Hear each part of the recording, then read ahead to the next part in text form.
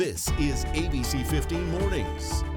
Yeah, kind of concerning here. A COVID outbreak amongst the Arizona Cardinals coming up. Who's in, who's out, and what's next as the team gets ready for a trip to Cleveland. It's not as mysterious as people think of it. Another mystery uncovered in the desert near Buckeye. Coming up, we're going to get an inside look as a creative investigator works to crack this new case. And with their backs against the wall, the Mercury, they seem ready to make a comeback. We sure hope so. We're going to hear from the team on what it's going to take to get back on track in this WNBA Finals series. Tough loss for them last night in Chicago. I never really got going. Chicago just kind of ran away with that. Yeah, no, it was a tough game to watch, especially coming off of that thriller here at home. Overtime. No, I think maybe they do. Yeah, they went into overtime. Yeah. So let's just hope they're building the drama here for Game 4. We say good morning to you on this Saturday, bright and early. I'm Nohelani Graff. And I'm Mark Thompson. But first things first, it has been just beautiful out there the past couple of days. Hope you had a chance to get out there and enjoy it. If not, if you were working now, guess what? It's the weekend. So that's the truth. And you have plenty of reason to get outside and enjoy Mother Nature. Look at the sun this morning, the glow before it comes up. Not coming up until for about another half hour here, but live view of the Papagos. And so if that's not just calling your name, come hike, I don't know what will.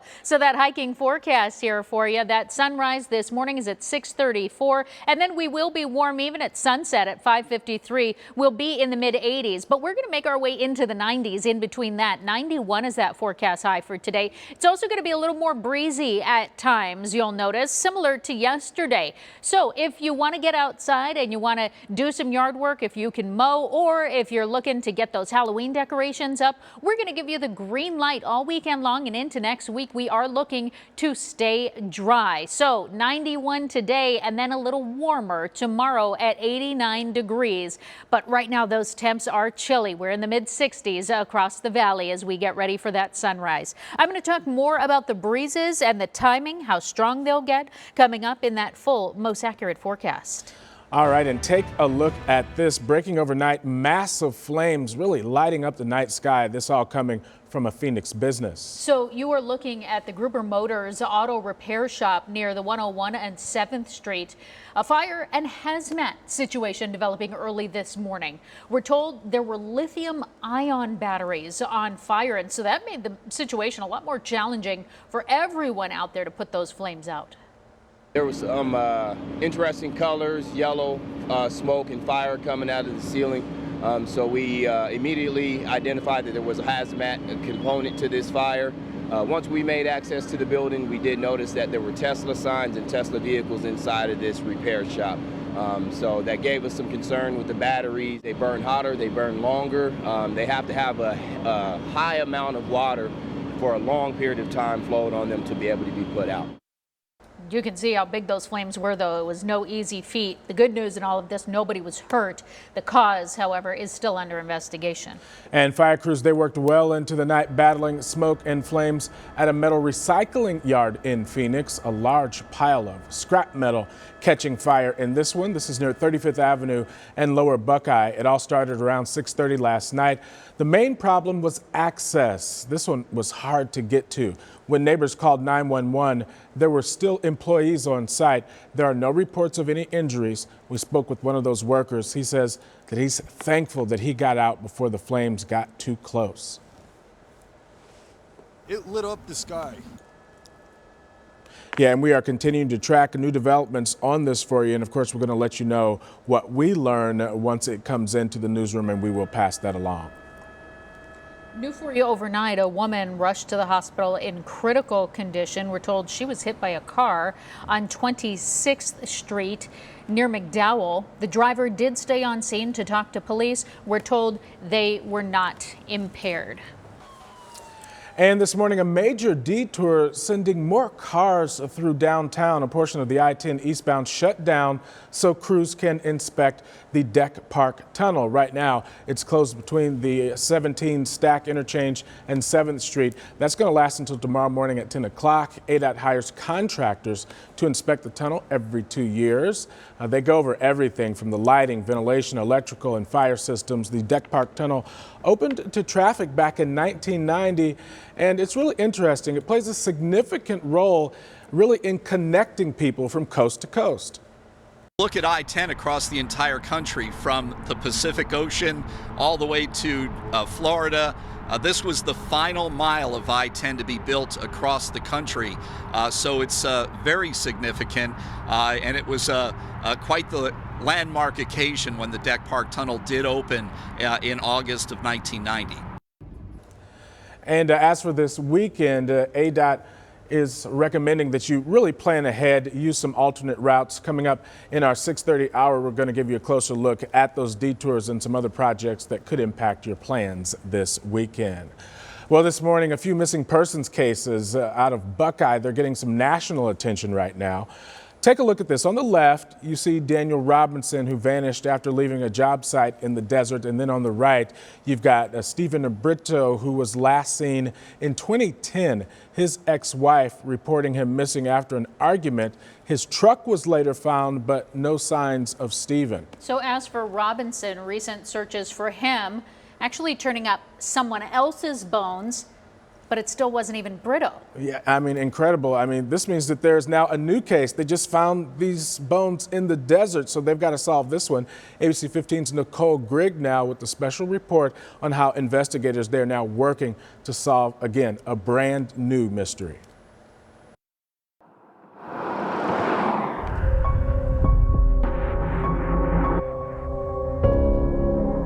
More than 45 miles outside Phoenix. This is an unidentified that we have here. In a remote part of the desert in Buckeye. And it likely is going to be a missing person. As search crews were searching for Daniel Robinson, who went missing more than 3 months ago, those crews found human remains that were not his. Our anthropologist was able to determine that it was a Caucasian male, middle-aged. Investigators were covering atop of the skull. We only found the cranium. Kristen Eggers with the Maricopa County Medical Examiner's Office goes through nearly 1,000 unidentified cases a year, including this new one. We were also able to determine a postmortem interval, which means how long they had been deceased, and that was about 1 to 5 years. A case with little to go on, some of the hardest to solve. That's why it takes a different type of tip to solve these cases. Steve Missel with just a tip of a pencil. This is a mystery skull. Helping bring unidentified cases to life. It's entirely possible that somebody could make an ID at this stage. Missel is in his 13th year. He can take a human skull. It's not as mysterious as people think. And give a depiction of who and how a person likely looked. I'm pretty sure this is a Latino. He relies on the skull itself to lead him to an ID. First, an anthropologist helps determine the gender as well as ethnicity. This is all cartilage in here. Missel usually resculpting what's missing from a skull. He then places tissue depth markers around the skull and uses the 14 facial bones to map out the depth, size, and location to help create a person's facial structure. The age can be determined a lot by wear and tear on the teeth. And that's how he's able to turn that missing cranium in the desert into him. You think about him. Missel says focus on the facial features, not so much on the hair. Because that we don't know.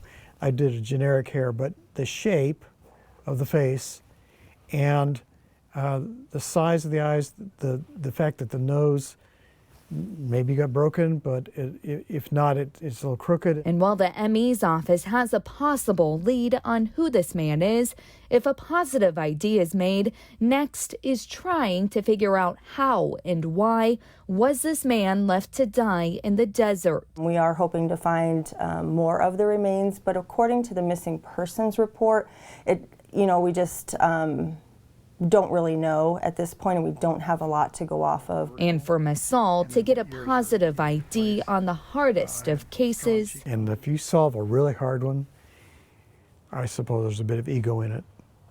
That's all right, I guess.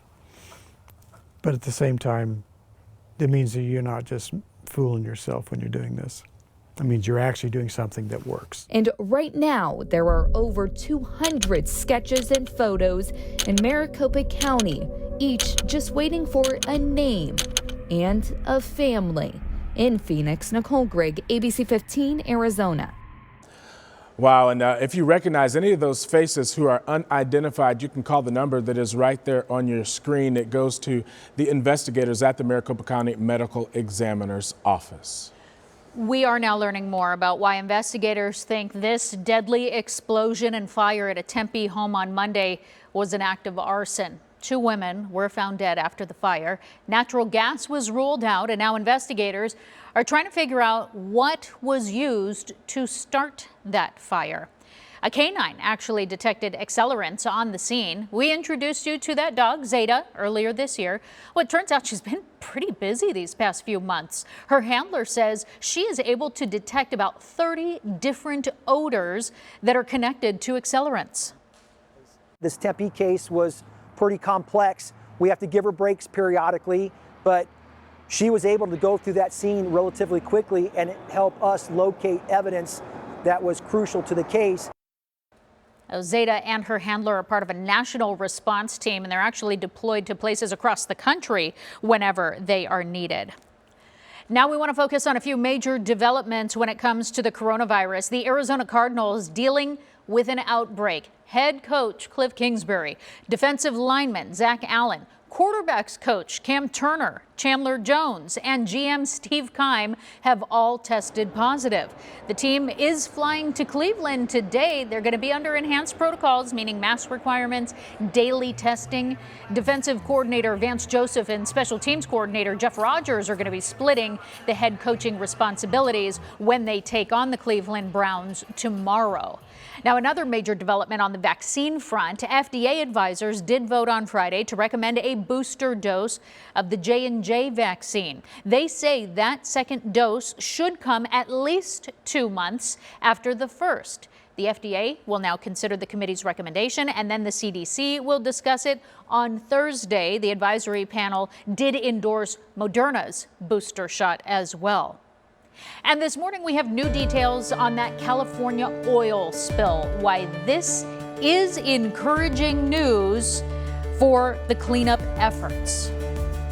I always thought, it wasn't really an issue to have, that sort of disability as long as I am confident in understanding what they need. Really sad here. Insult after insult. A Valley man forced to leave his job. We're going to tell you how you can help him bounce back.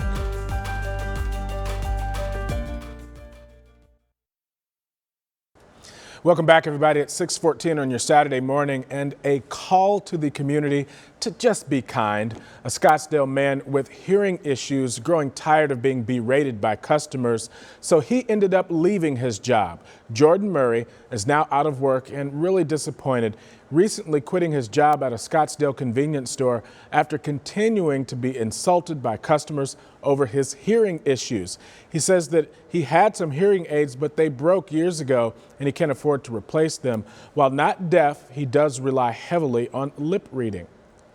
It would start out with, hey, are you kind of illiterate or something? What's going on? Like, why can't you understand me? And I would say, hey, I apologize, I'm hearing impaired. A GoFundMe account has been set up to hopefully get him a new pair of hearing aids. We put that link on our website along with this full story. But most of all, Jordan says he just wants his story to be a reminder to people. You really don't know what people are going through, so just be kind as you work to communicate with one another. Boy, that's the truth. The last 18 months have been tough on everybody. Yeah. Let's just be good to each other. Let's get into that most accurate forecast now and hopefully get a smile on your face as we get a live view this morning of the McDowell Mountains. That sun starting to come up, still about 10 minutes away from the official sunrise. I know some of you are going to have some gorgeous photos of the sunrise this morning with those oranges just really popping. We've got those clear skies though, and so the temperatures have dipped down to 59 in Maricopa, still at 53 in Laveen. We're at 56 in Wickenburg this morning, 60 degrees in Apache Junction, 63 in Scottsdale at this hour. So nice and crisp out there. We have some freezing spots to our north, though, sitting at 32 in Prescott, a degree above that in Flagstaff, down into the 20s in Heber. Show Low down to 28 now, 23 in Window Rock. So it is a frigid start up north. Heavy winter coats in full effect up there. The breezes are going to be picking up statewide today here in the valley. At their strongest, they'll be around 15 miles an hour. Up north, the strongest winds will be closer to 20 miles an hour with gusts up to 35 miles an hour. Also across areas of eastern Arizona, you'll see those breezes as well. Here in the valley, they're also going to be at their strongest in the morning hours. So by 8 o'clock, we're around 10 miles an hour, but we're getting closer to 15 mile an hour winds around 10 this morning, and will stay that way through the lunchtime hours before dying down closer to dinner time. Our temperatures will linger in the 60s for a while here. By 9, we're in the 70s, and then we'll cross over into the 80s by 11 this morning, so just before lunchtime, and we're climbing. At 1 o'clock, we're at 87 degrees, but we will make our way into the low 90s across most of the valley today. 91 will be that official forecast high, and we'll see it in Surprise and Goodyear, as well as Ahwatukee, Tempe, and Mesa. 91 in Gilbert, 92 in Maricopa, and we're staying in the upper 80s on those outlying valley cities to our east. Across the state today, we'll be in the 90s to our south as well in Casa Grande and Gila Bend. Out west, we're coming close to 90, upper 80s through the lower Colorado River Valley and up through Mojave County. Central portion of the state, we're in the mid 60s. 64 will be the high in Prescott today. Nice fall feeling weather. North of the rim, we're staying in the 60s in Heber and Winslow, but 50s in Flagstaff and Show Low. In Flagstaff for the next couple of days, it'll be 59 today, but then we'll warm just slightly for your Sunday thanks to some cloud cover into the 60s, and then we're trending back down into the 50s. So if you're going to check out the fall leaves changing, know that across northern Arizona, it started. Now we're starting to see it happen in areas like Sedona and Show Low, and then in about a week or so, areas like Payson and Safford. Clear skies for most of the state except for the southeastern corner today. Then overnight, we'll see some clouds stream in. Cloudy day tomorrow, but staying dry, and then those clouds will clear in the overnight hours. So we'll drop our temps just a couple of degrees tomorrow, and then we linger in the mid 80s as we head into that new work week. I'll show you which direction the temps go for the second half of the week in that 7-day coming up a little bit later this morning. We don't have a choice. We got to win. We have to win from here on out. So many star players on that team. She's one of my favorite. Backs against the wall right now. Our ABC15 sports team shows us what it'll take for the Mercury to stay alive in the finals and force a Game 5 in Phoenix, winner take all. Plus, providing food for those who really need it. Still ahead, how you can get involved and take advantage of a free trip to the fair.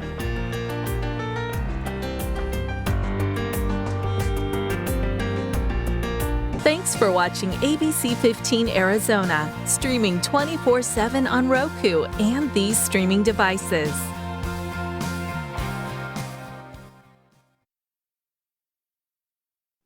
If you're looking to go to the Arizona State Fair and you need a way to save a couple of bucks, we've got you covered. Plus, you'll do some good. Jenny Keister is joining us from Sanderson Ford to talk about We Care Wednesdays, sponsored by Sanderson Ford. Hey, Jenny, how's it going?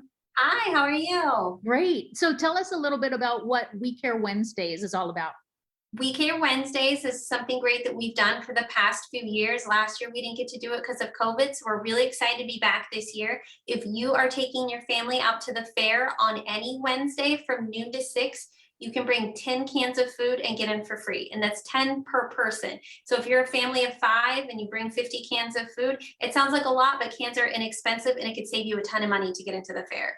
Absolutely, especially if you've got a big family and if you can time it out and keep your eye on the coupon ads in the stores, For sure. you really can save some money. Of course, this does some good. This is all going to St. Mary's Food Bank, but this is also the launch pad for an even bigger fundraiser for us. It's time for Operation Santa Claus. Yes, Operation Santa Claus. This is kind of a kickoff event. It's a little bit before Operation Santa Claus officially starts, but it really replenishes that food bank and gives us that kickstart to start collecting food. Which we know is so important, especially as we head into the holidays. And of course, that's just focusing on one charity. Remind people who all Operation Santa Claus ends up benefiting. Yes, Operation Santa Claus benefits SARC, Southwest Autism Research and Resource Center, St. Mary's Food Bank, Military Assistance Missions, Chicanos por la Casa, and Special Olympics of Arizona. So Operation Santa Claus helps a lot of great charities. And during that, we collect food, toys, clothes, and money. But right now, for We Care Wednesdays, we're just focusing on food and replenishing those food banks for St. Mary's. Jenny, talk to me a little bit about, this year, a lot of people are trying to rebound now out of this second round of the pandemic. A lot of people are still struggling. A lot of people have had to turn to those charities for help. So talk to me a little bit about the need this year compared to others and what you guys are trying to do. For sure. I mean, with Operation Santa Claus, we couldn't do We Care Wednesdays. There was a ton of events that we couldn't do. And a lot of the charities, all of the charities, the events we do for Operation Santa Claus and all the charities that all 5 of, that SARC does, that Military Assistance Mission, that the Special Olympics do, all of their fundraising efforts got canceled last year. So we're really excited to be back. We're really excited. The first We Care Wednesdays last week, we collected 19,000 pounds of food. So I just want to say thank you to the community for stepping up and bringing those cans of food. That's a huge jump start for the food bank. So we're very excited about that. That is stunning. And we still have several weeks left to Yes. the fair where people can capitalize on this and also make a difference. So We Care Wednesdays, every Wednesday from noon to 6, you want to bring those canned goods. And then looking ahead, let's say you're not a fair goer, but you do want to start helping the cause. Where do we go? What do we do? You can always go to givetotheclaus.com. We accept donations year round from our site. And then Operation Santa Claus officially kicks off on November 16th. And we'll be collecting those food, toys, clothes for all 5 of those charities. That's right around the corner. Less than 60 days to Thanksgiving, and that means that the Christmas time holidays are right after that. So it is time, and we will hear a lot more from you in the coming months, Jenny, but this is so exciting and a great way to help families all the way around. So thank you for that. Thank you.